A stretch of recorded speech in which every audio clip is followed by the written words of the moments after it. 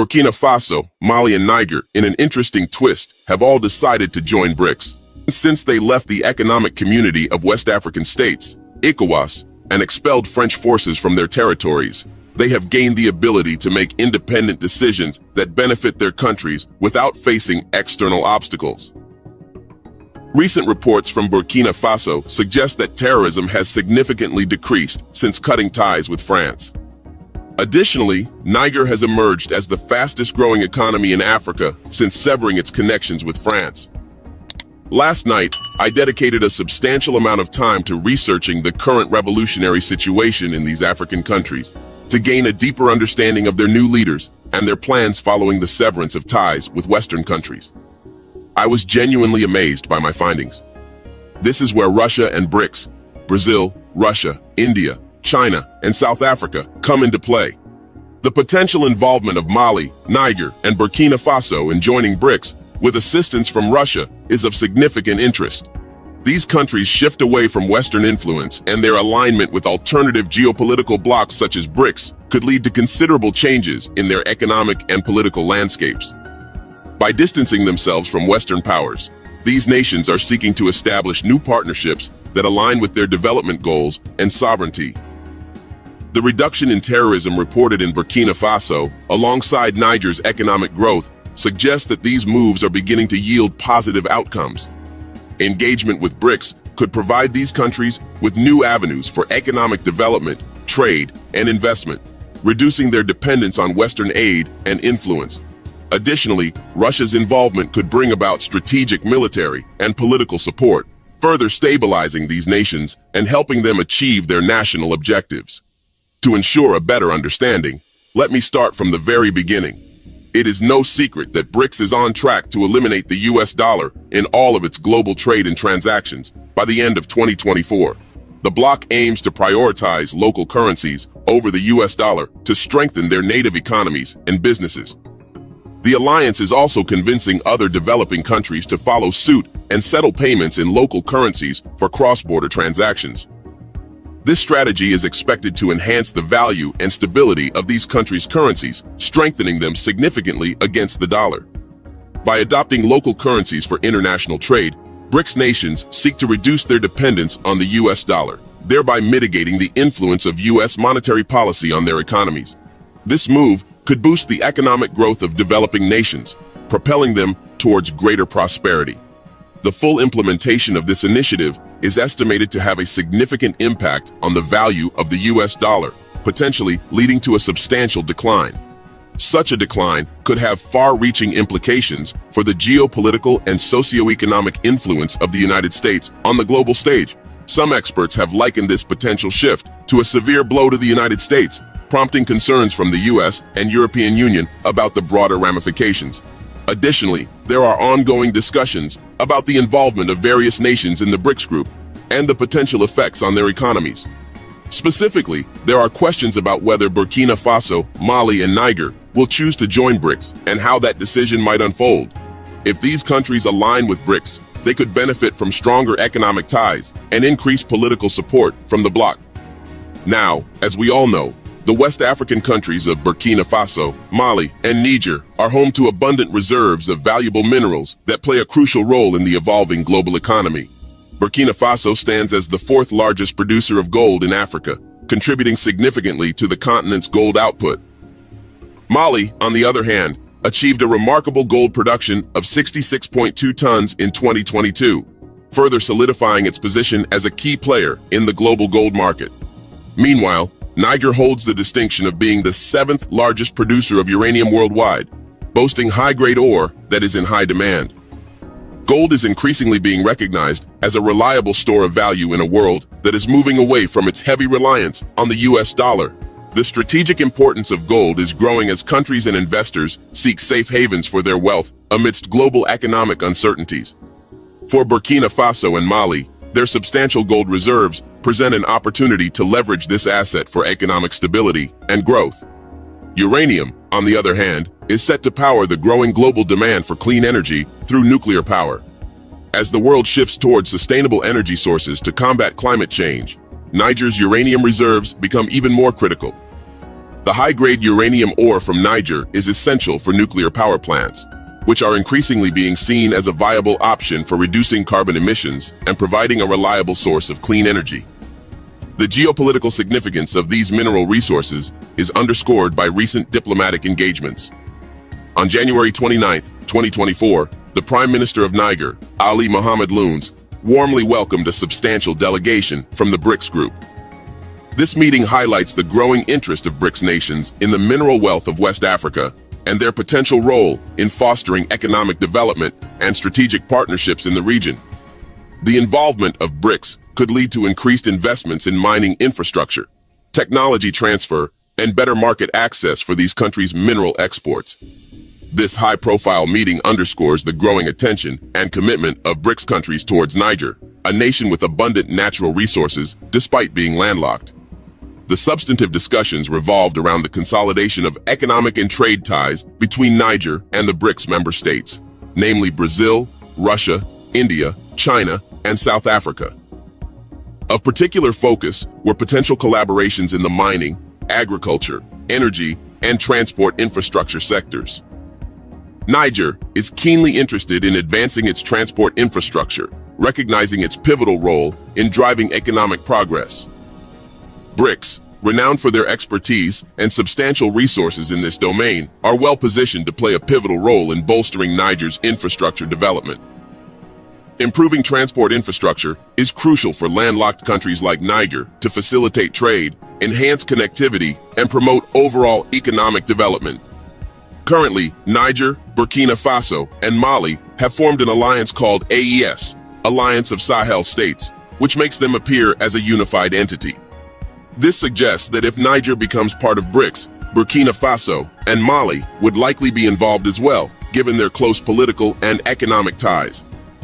The integration of these countries into BRICS could lead to a significant boost in their economic development through increased investments, technology transfer, and enhanced trade relations. On January 28, 2024, the military leaders of Mali, Burkina Faso, and Niger made a significant announcement regarding their country's membership in the Economic Community of West African States, ECOWAS. They jointly declared their decision to withdraw from the regional bloc, signaling a shift towards forming new alliances that better align with their national interests and development goals. This move highlights their desire for greater autonomy and strategic partnerships that can offer more substantial economic benefits and support their sovereignty. The potential involvement of these countries in BRICS could transform the geopolitical and economic landscape of West Africa. Due to what they deemed inhumane sanctions imposed by ECOWAS following the coups that brought them to power, the leaders of Burkina Faso, Mali, and Niger simultaneously broadcasted a joint statement on state television in all three countries. The statement announced their decision to withdraw from ECOWAS, asserting their complete sovereignty over the matter. They criticized ECOWAS for allegedly deviating from the noble ideals of its founding fathers and the principles of Pan-Africanism, which the bloc had upheld for nearly 50 years. The leaders contended that ECOWAS, under external influence, had strayed from its mission to ensure the well-being of its member states and their populations. In response to this announcement, ECOWAS issued a statement expressing that it had not been formally notified of the decision by the three countries to leave the bloc. ECOWAS emphasized that its protocol stipulates a withdrawal process that takes up to 1 year to complete. The bloc underscored the importance of Burkina Faso, Niger, and Mali within the community and reiterated its commitment to seeking a negotiated solution to the ongoing political challenges.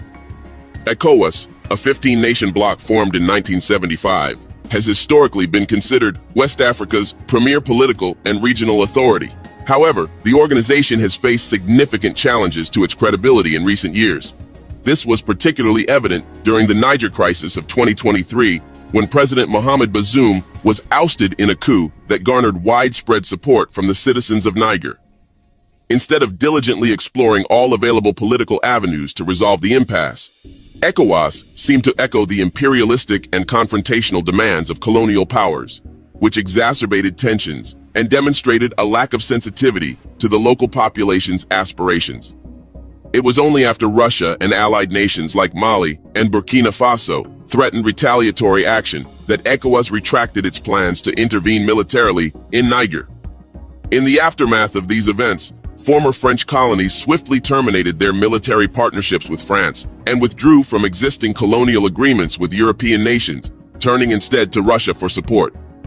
This shift in alliances prompted the three Sahel nations to enter into a mutual defense pact and establish the AES following the signing of the Liptako-Gourma Charter in 2023. The charter, named after the historical region of Liptako-Gourma, received extensive coverage in the media. The three nations insinuated that ECOWAS had remained inactive when terrorists, operating under Western-supported regimes, perpetrated daily massacres of their citizens. They claimed that their assumption of power stemmed from their inability to witness their people endure relentless and needless suffering and loss of life due to preventable terrorist activities, which they alleged were advantageous to the West. They accused the West of displaying sympathy towards terrorists and questioned their commitment to combating terrorism. Additionally, they expressed perplexity at ECOWAS's sudden vocal stance and imposition of sanctions aimed at harming their citizens, suggesting that this response only came due to demands from France, Europe, and America. They deemed this stance unacceptable, indicating that it signified the impossibility of safeguarding their interests within ECOWAS, given the predominant influence of the West over the regional bloc. Consequently, they announced their decision to permanently withdraw from ECOWAS. Regarding the difference between this pact and the Military Cooperation Pact of Mali, Niger, and Burkina Faso, signed months ago amidst ECOWAS threats, Mali's defense minister explained to journalists that the new alliance will be a combination of military and economic efforts between the three countries. He emphasized that their priority is to fight against terrorism in the three countries. Moving forward, Russia has made significant investments in Mali and Burkina Faso, leading to substantial geopolitical shifts in the region, such as the expulsion of French soldiers from Mali in 2022 and the withdrawal of UN forces in 2023. Burkina Faso has followed suit, and Niger has also taken similar steps, except for the expulsion of French forces.